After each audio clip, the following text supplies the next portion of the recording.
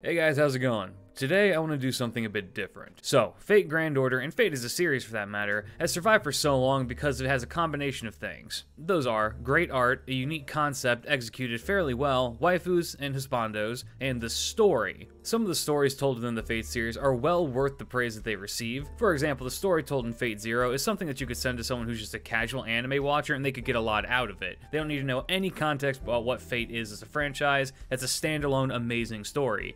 But Fate as a series has branched out far beyond the city limits of Fuyuki, and into the likes of 20th century Japan in Fate Redline, Eastern Europe in Apocrypha, and everywhere else in the world in Grand Order. So, with all of these stories being told, one of them has to be dubbed the worst of them.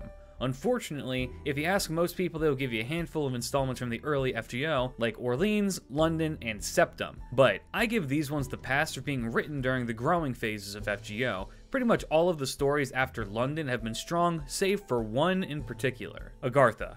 This chapter has gone down in Fate history as being the chapter that gave us Sailor Astolfo, made Daeon, and introducing Penthesilea to the game. We love you, Penth. So then what happened to it, and why am I even talking about it today? That is because the story itself is frustrating, long, confused, and filled to the brim with the author's fetish. So, join me as we dissect what happened with Agartha. Let's address something up top.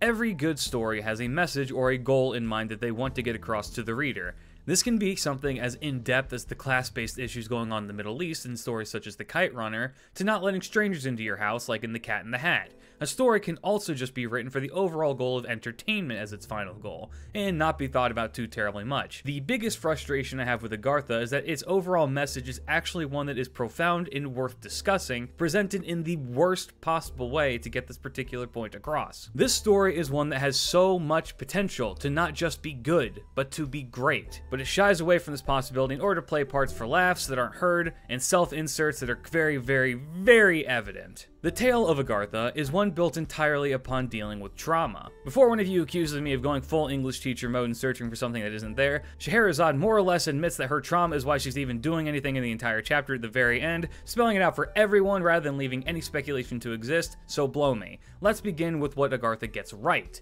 The main cast of villains that were picked are all perfect fits for female historical figures that experience debilitating trauma. In case you have forgotten who these are Dahut, as played by Francis Drake, Wu Zhe-shen, or the Assassin of the Nightless City, Penthesilea, or the Berserker of El Dorado, and of course Scheherazade, or Caster of the Nightless City.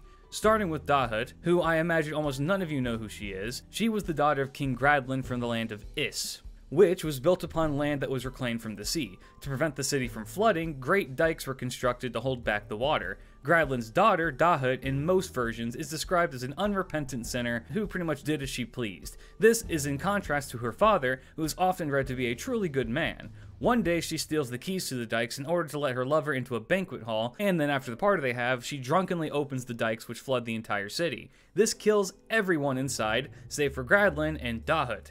A saint rouses the king from his sleep and tells him that he has to leave if he wishes to live, and he mounts his horse and grabs Dahut for the escape. However, the saint demands that he throw her from the horse or else he won't be spared. Thus, the king murders his own daughter by tossing her to the waves, where she becomes a mermaid who sings a mournful song and brushes her golden hair all alone below the surface. So, that is your brief refresher on who she is. Her trauma is that of being betrayed by her father, or, in other versions though, her lover is the one who convinces her to open the gates, which leads to so many deaths, including his own. So, her trauma is betrayal, whichever way you slice it. Now, why this manifested as Goth Francis Drake, who is an insatiable skank that then kills her own partners after, is absolutely beyond me. It's not, I actually know the reason, but I'm going to save that for later. Wu Zhe-shen's trauma is being haunted by the actions of her past. Wu is the only female emperor in Chinese history, and she had to fight for that tooth, nail, and torture. This isn't even very subtle in the game, with Wu clearly being incredibly superstitious and fearing things that are mundane, like cats and ghosts.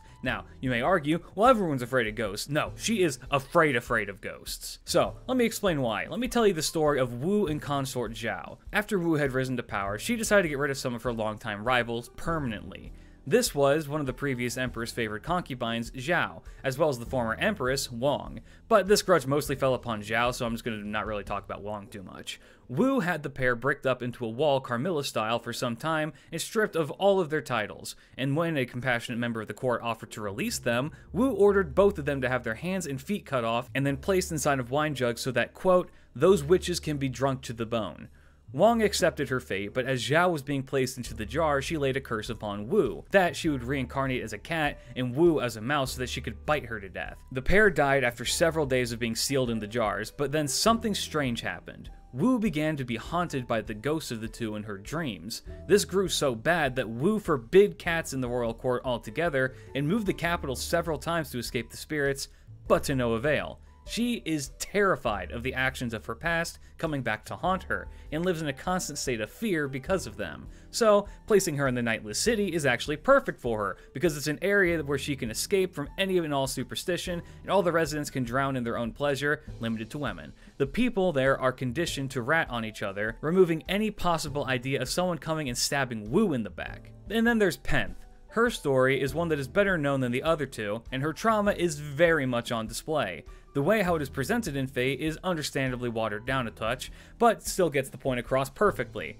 Her trauma is a mixture of being essentially dismissed as a warrior because she was a beautiful woman, followed by Achilles defiling her corpse. For someone who swore her life to the battlefield, this is by far the most disrespectful end that you could possibly meet, so her anger and rage geared towards Achilles in-game is actually fully justified, and I'd honestly say way too watered down. And then there's one who is less of a person possessing trauma and more of an example of a constant reminder of trauma is Columbus, or the Rider of the Resistance as he's referred to. He was a terrible human being who was incredibly persistent. His willingness to throw away anything to grasp at what he wants is truly something, but in a story like this, he serves as a never-ceasing reminder that you can be betrayed and backstabbed even by those who you trust the most. But that's where all the good times end and we move on to the problems. The biggest one is the primary villain herself, Scheherazade. What they did to her is nothing less than character assassination. The tale of 1001 Arabian Nights is that of a brave young woman who used her wits and talents for storytelling to stop a king from murdering innocent women.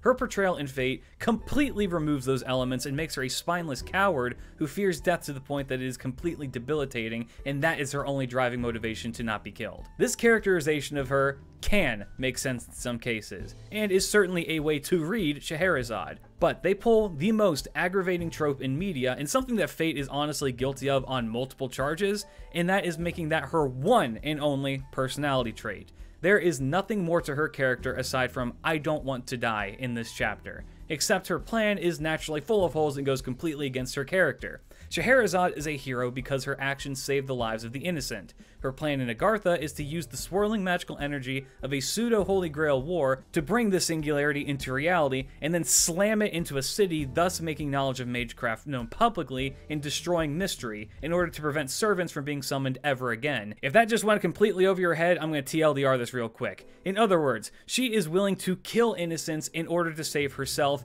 by dying again. She justifies it to herself by saying that it is the last time she'll have to do it, but that even goes against the pre-established motive that she has to not die. And yes, I know a demon god pillar is sitting in the background influencing this to some degree, but its power is shown to be lacking enough that Cher could easily ignore it if she wanted to.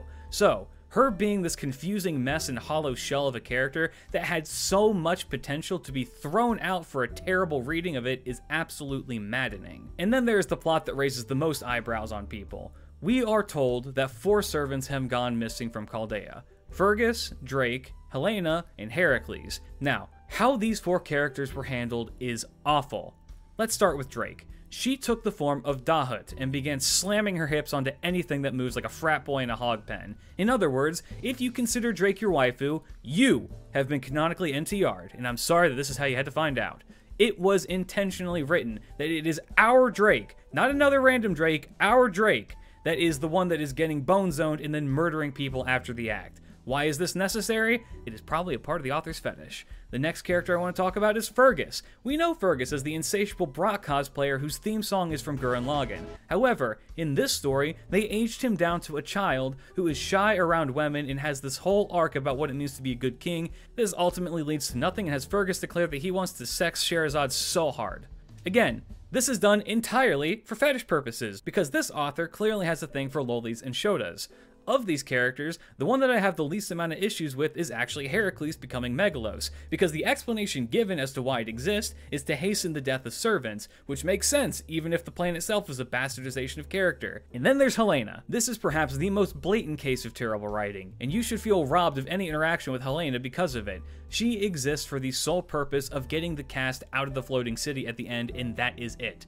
The writer didn't have any clue how to get these characters out of their predicament, so he added one character with flight at the end. It's a whole, oh, I was here too, ain't that a quinky dink? It's awful and unrewarding. But then there's the overall writing of the story itself. It's tone deaf. It has no clue what it wants to be. The subject matter would suggest it's going to be something toned to be much more serious, with maybe some witty humor and camaraderie thrown in, similar to how Atlantis and Shinjuku were. But hey, maybe I'm just overthinking this and it's actually supposed to be geared more towards comedy, like a Halloween event. But no, it opts to merge these two concepts together and dragging the interesting parts behind character building for irrelevant characters, like the little boy that dies. Why did that have to happen? It didn't serve any purpose. And fighting the golems in the Amazons for no reason over and over and over again. There is no mystery or subversion of expectations with Columbus because we are immediately told by Da Vinci, hey, don't trust that guy. Rather than Da Vinci telling us, hey, that's clearly a bad guy. She allows us to put ourselves into the terrible position. If it were Holmes, it would be whatever, because he's always been douchey like that. But that is not in Da Vinci's character. If you want to argue and say that Da Vinci is like that, remember that MASH is also there saying, hey, don't trust that guy, along with Da Vinci, and we ignore her too, which is incredibly rare in the story. It almost never happens. To hammer this confusion home, the subject matter is serious. So, who do we bring along with us to tackle such a story? Fucking Daon and Astolfo. Don't get me wrong, I love both of these guys, but of all of the characters to tackle the subject of trauma, Astolfo is not it. They gave us two comedic relief characters, quite literally a joke servant and one serving as a straight man. The obvious choice for characters to put in this scenario would have been servants that had trauma tied to them as well, and there are a lot of them. Characters like Boudica, Marie, Nitocris, Giles, Eric, the list goes on. All of these characters that could have filled that role and kept a proper tone, but no, they opted to add in a comedy duo. Agartha has so much potential to be an amazing story. The concepts introduced could have been actually explored and made to be interesting, but opted for either the safest path or one that gets the writer's rocks off the hardest. In other words, we have a really interesting concept that's held back by a confused tone, poor writing, and fetishes on full display. Who the hell wrote all this? Ah,